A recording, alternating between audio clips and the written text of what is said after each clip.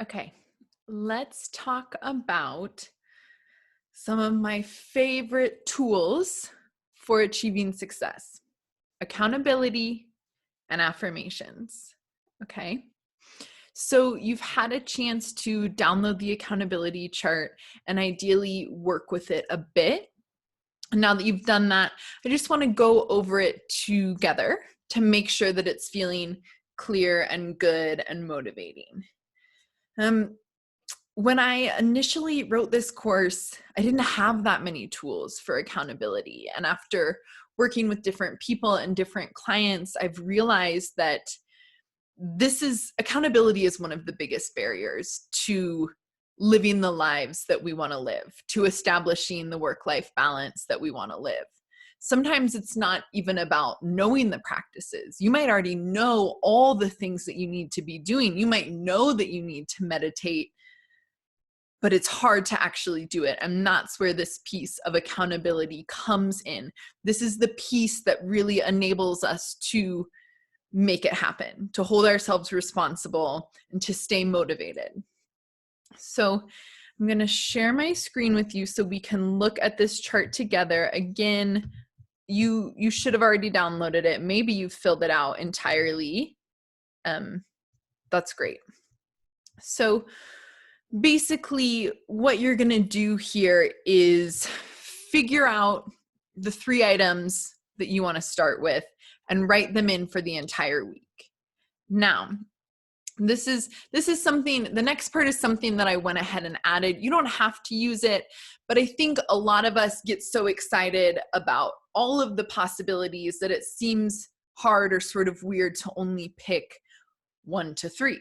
So one option, if you're one of those people who's sort of into the bigger picture, is to come down to this second page here and list out about 9 wellness items that you're really excited about. And ideally, you're going to list them out in the order that you want to do them. So think of the things you want to do most immediately. Those are going to be at the top of your list. And the things that you want to do later in the month, those are going to be at the bottom of your list.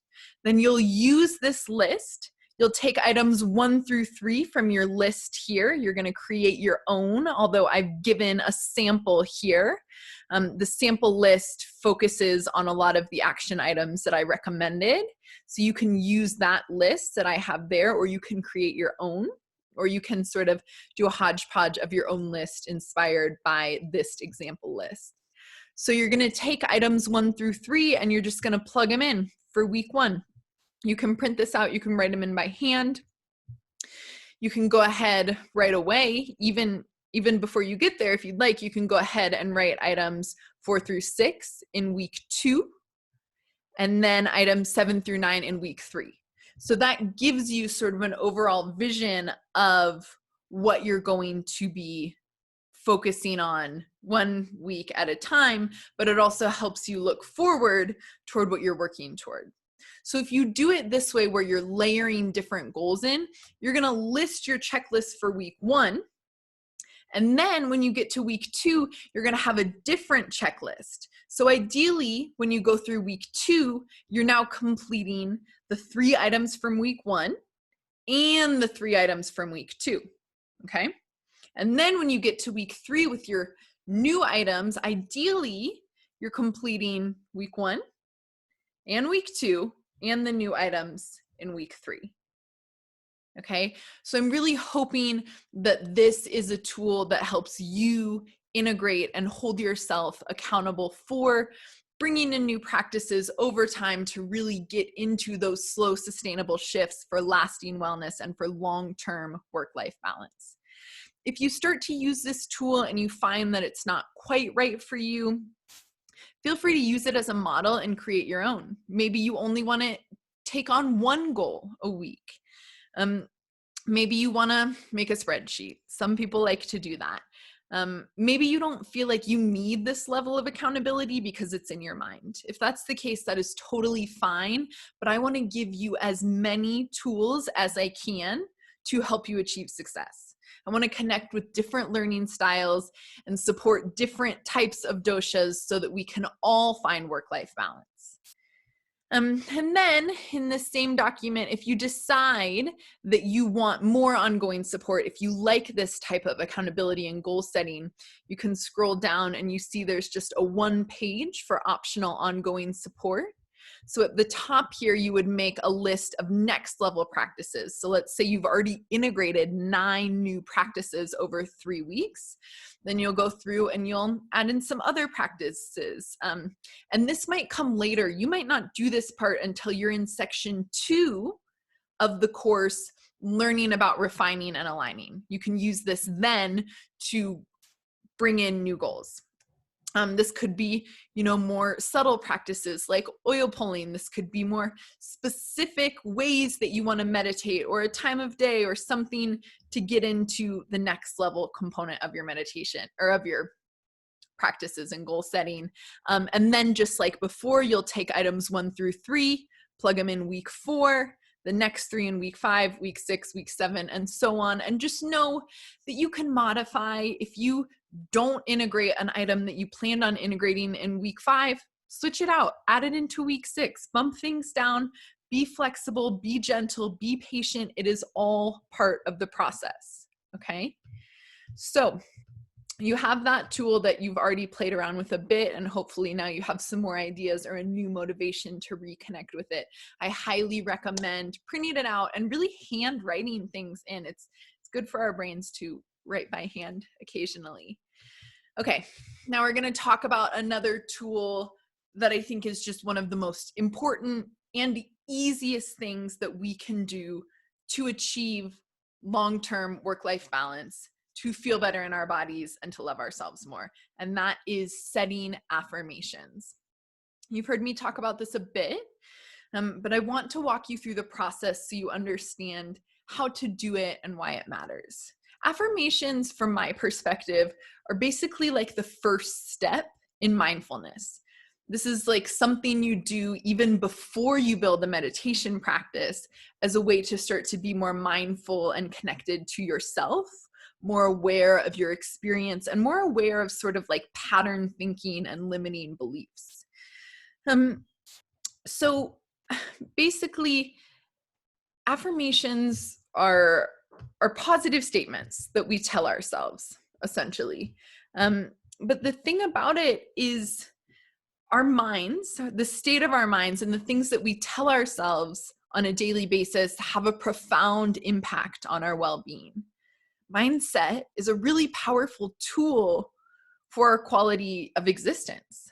And it is the subtle foundation for really making transformations in our lives.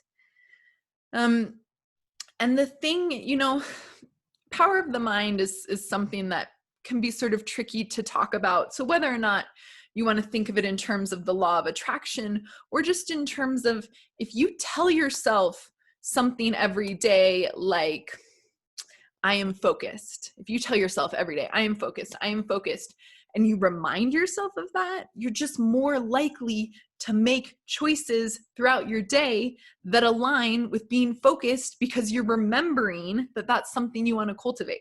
It's as simple as that. So let's talk about creating an affirmation, and then I'm going to share my screen with you to show an activity that you'll have an opportunity to do all on your own. So basically, when you're creating your own affirmation, you want to think of something that you're struggling with. So maybe it is focus, which I just mentioned. Maybe you're feeling really easily distracted. So focus, or easily distracted, having trouble focusing. So then you're going to find the opposite of that quality of distraction. So that is focus, or being engaged. And from there, you're going to take that positive word that you've just found and put it into an I am statement. So I am focused. And then every time your mind starts to wander, you remember your affirmation and you bring yourself back to your goal. I am focused. I am focused. Or say, let's walk through another one. So again, you're going to think of something you're struggling with. You're going to identify the opposite of that quality to formulate a topic for your intention. And then you're going to transform that topic into a positive, affirming statement as if it is already true, because it is. Because because that is within you, and it's just about reminding yourself to keep engaging with whatever it is that you want to cultivate more of. And then fourth, you're going to repeat your affirmation to yourself daily. Okay? So think of something you're struggling with. What about feeling uninspired or unmotivated? Pretty simple. The opposite of that would be inspired or motivated. So that's going to be your topic for your affirmation. So to transform that into a positive statement, you would say, I am inspired or I am motivated. And you would repeat that to yourself daily, especially when you're feeling uninspired and unconnected and unexcited and heavy and lethargic. Those are the moments when radical self-care comes into play, and you bring yourself back by reconnecting to the mindfulness of your affirmation or your intention. Okay, so affirmations and accountability are going to be two of the main principles driving your success in this program.